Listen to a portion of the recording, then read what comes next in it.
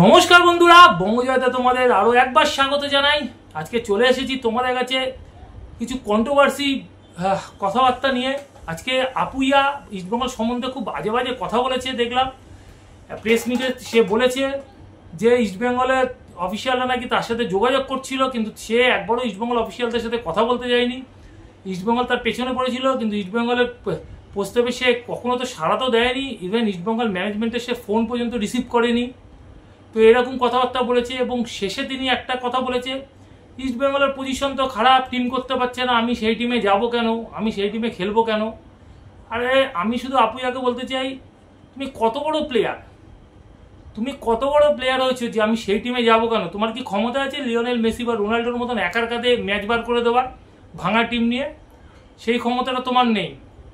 আর তুমি কাকে নিয়ে বলছো? ইস্টবেঙ্গল ক্লাব, তার ইতিহাস তুমি কতটা জানো? ভারতবর্ষের একমাত্র ক্লাব যারা 4খানা ইন্টারন্যাশনাল ট্রফি জিতেছে। 80-র দশকে কলম্বোতে কোকাকোলা কাপ জিতেছিল, 90-র দশকে জিতেছে ওয়াই কাপ নেপালে, তারপরে তো ইতিহাস হয়ে গেছে আসিয়ান কাপ, আর আসিয়ান কাপের পরের বছরই সান মিগুয়েল ট্রফি। আছে ভারতবর্ষের কোনো ক্লাবের ইতিহাস? তোমাকে বলতে চাই, ইস্টবেঙ্গল ক্লাব সব থেকে বেশিবার এএফসি কাপ খেলেছে, এটা কি তুমি জানো? ইস্টবেঙ্গল ক্লাব এএফসি কাপের সেমিফাইনাল খেলেছে, তুমি জানো? তুমি যেই ক্লাবের ওই রিপ্রেজেন্ট করতে, সেই মুম্বাই সিটি এফসি আগামী দিনে থাকবে কিনা তার কোনো ঠিক নেই। তুমি বলছো ভারতবর্ষে যদি ক্লাব হয়ে থাকে Mumbai city FC, Mohun Bagan super giant, অবশ্যই মোহনবাগান সুপার জায়ান্ট ভারতবর্ষের ক্লাব ছিল, আছে, থাকবে। মুম্বাই সিটি এফসি এরকম ক্লাব ভারতীয় ফুটবলে অনেক এসছে।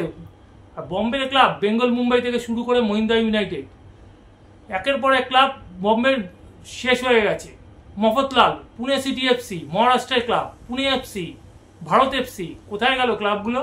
তোমার মুম্বাই সিটি এফসিও থাকবে না যদি সামনেবারে আইএসএলটা বন্ধ হয়ে যায়। তুমি যেটাকে নিয়ে অহংকার করো সেই মুম্বাই সিটি এফসিও থাকবে না। আর তুমি নাম শুনেছো কৃষাণুদের? ভারতীয় ফুটবলের মারাদোনা। যদি নাম না শুনে থাকো, তোমার অঞ্চলে যেখান থেকে বড় হয়েছে সেখানে যেসব বড় বড় কোচ আছে তাদের কাছে গিয়ে জেনো কৃষাণুদের কে ছিল। সে ওই লাল হলুদ জার্সিটা গায়ে চাপিয়ে খেলেছিল। এরা হচ্ছে লেজেন্ড। সুদীপ চ্যাটার্জি নাম শুনেছো? গৌতম সরকার, সমরেশ চৌধুরীর তো নাম শোনার তোমার কথাই না। এরা হচ্ছে লেজেন্ড। গৌতম সরকারকে বলা হতো ভারতীয় ফুটবলে বেকেন বাওয়ার, তোমার পজিশনেই খেলতো। আর দীপক মন্ডল, মহেশ গাউলি, দেবজিৎ ঘোষদেরকে চেনো? যদি চিনে থাকো তাদের থেকে জেনে নিও ইস্টবেঙ্গল ক্লাবটা কি। 4খানা ইন্টারন্যাশনাল ট্রফি আছে, ভারতবর্ষে কোনো ক্লাবের নেই। 4টে ইন্টারন্যাশনাল ট্রফি, ঠিক আছে? যে ক্লাবটাকে নিয়ে বলছো সেই ক্লাবটার লেগাসিটা আগে জানো, তারপরে ইস্টবেঙ্গল নিয়ে বলবে। সবে তো ফুটবলটা শুরু করেছো, 22 বছর বয়স, ইন্ডিয়া টিম খেলছো, অহংকারে পরিপূর্ণ, বলছো মোহনবাগানের মতন ক্লাবে যুক্ত হতে পেরে আমি খুব খুশি, মোহনবাগান ক্লাবের ঐতিহ্য হেন তেন বলছো। ভালো, মোহনবাগান ক্লাব অবশ্যই ঐতিহ্য আছে, মোহনবাগান ক্লাবের গরিমা আছে, মোহনবাগান ক্লাব ভারতীয় ফুটবলের অক্সিজেন। ইস্টবেঙ্গল মোহনবাগান হচ্ছে ভারতীয় ফুটবলের অক্সিজেন। এরা না থাকলে ভারতীয় ফুটবল থাকবে না, বাধ্য হয়ে আইএসএল এদেরকে ঢোকাতে হয়েছে। কিন্তু তোমাকে যদি মোহনবাগান ক্লাব আজকে ওই পেমেন্টটা না দিত না, তুমি বড় বড় কথা না বলতে না। তুমি সোজা কথা বলো, টাকার জন্য মোহনবাগানে এসছো। তোমাকে যদি পাঞ্জাব ওই একই এগ্রিমেন্ট দিত, বা তোমাকে উড়িষ্যা একই এগ্রিমেন্ট দিত, তুমি ওই ক্লাবেই যেতে। আবেগ মারা কথা তোমার মুখে মানায় না। ফুটবলটা এখনো পড়ে আছে। কলকাতা ফুটবলে তোমার মতন প্লেয়ার এসছে গেছে, মনে রাখিনি। ক্লাব কিন্তু ইস্টবেঙ্গল মোহনবাগানই থেকে গেছে। আর মেহতাব হোসেন থেকে জেনো ইস্টবেঙ্গল ক্লাবটা কি। যদি মেহতাবকে না চেনো, নিশ্চয়ই তোমার সুনীল ভাইয়াকে জানো। সুনীল ছেত্রী, ভারতের ফুটবলের লেজেন্ড। বাইচুং ভুটিয়া, তাদের থেকে যেন ইস্টবেঙ্গল ক্লাবটা কি। তুমি এখনো বাইচুং ভুটিয়া হয়নি, একার কাঁধে বিদেশি টিমের বিরুদ্ধে একা ম্যাচ জেতানো। ইস্টবেঙ্গল ক্লাব যেমন এএফসির নামি নামি ক্লাবকে হারিয়েছে, যদি ইরানের চ্যাম্পিয়ন ক্লাব পাস ক্লাবকেও যেমন 70-এর দশকে হারিয়েছে, তেমন কিন্তু ইস্টবেঙ্গল ক্লাব হারিয়েছে এশিয়ান কাপ ফাইনাল খেলা আলজাওড়াকে। ইস্টবেঙ্গল ক্লাব হারিয়েছে এশিয়া কাপ ফাইনাল খেলা বেক্তেরো সাসানাকে। ইস্টবেঙ্গল ক্লাবই একমাত্র জাপানের ক্লাব কাওয়াসাকি ভেরুদিকে হারিয়েছে।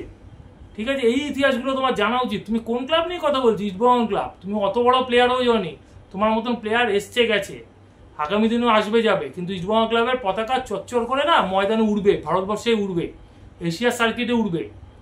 তোমাদেরকে মনে রাখবে না, লোকে মনে রাখবে ইস্টবেঙ্গল ক্লাব। পরের প্রজন্ম কিন্তু আপুইয়াকে দেখে বড় হবে না। পরের প্রজন্ম ইচ্ছা রাখবে আমি ইস্টবেঙ্গল জার্সি গায়ে খেলবো, মোহনবাগান জার্সি গায়ে খেলবো।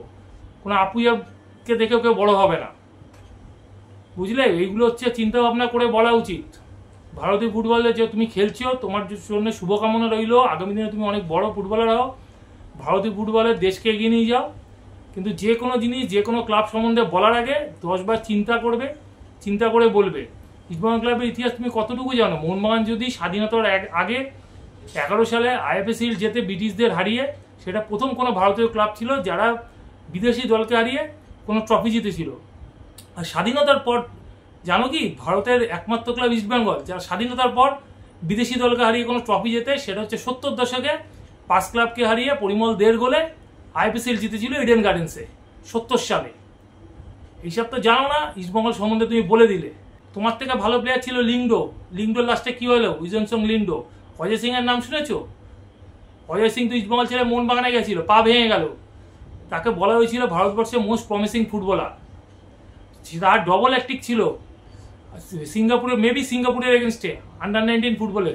সেসব ইতিহাস তোমাদের জানারই কথা না, সেই ফুটবলার হারিয়ে গেল। তো যে আমি চাই না তোমার কোনো চোট হোক, তুমি ভালোভাবে ফুটবল খেলো, আরও নাম করো, আরও যশ হোক, কিন্তু যে কোনো জিনিস যে কোনো ক্লাবকে ছোট করার আগে চিন্তা করবে নিজের মানসিকতাটাকে চেঞ্জ করো। আমি কতটা বড় হতে পারবো সেটাকে নিয়ে চিন্তা করো, অন্যকে টোনটিটকারি না করে। তো যাই হোক বন্ধুরা, আমার এইটুকু বলার ছিল যে কেউ কাউকে ছোট করে কখনো বড় হতে পারে না। ইস্টবেঙ্গল ক্লাব হচ্ছে একটা মন্দির, মোহনবাগান ক্লাবও একটা মন্দির। তো এই মন্দির চিরকাল ছিল, আছে, থাকবে। আশপাশ থেকে অনেক দূষিত জল যাবে আসবে, কিন্তু এদের পতাকা সবসময় চচ্চর করে উঠবে। তো যারা এদেরকে ছোট করতে চায় বা এদেরকে নিয়ে নোংরা কথা বলবে, আমি তাদের বিরুদ্ধে সবসময় প্রতিবাদ করব। তো যাই হোক, আগামী দিনে আশা করব যে আপুইয়া সুবুদ্ধি ঘটুক, সে ফুটবলটাই মন দিয়ে খেলুক, বাইরের কোনো কিছু কন্ট্রোভার্সির মধ্যে না জড়াক। নিজের ভুলটা আগামী দিনে নিশ্চয়ই আপুইয়া বুঝতে পারবে। আপাতত এইটুকুনি। আবার পরের ভিডিওতে তোমাদের জন্য নিয়ে আসবো খেলার খবর। তো এখনকার মতো এখানেই শেষ করছি। ভিডিও ভালো লাগলে অবশ্যই লাইক, শেয়ার, কমেন্টের সাথে সাবস্ক্রাইব করতে ভুলো না জানো।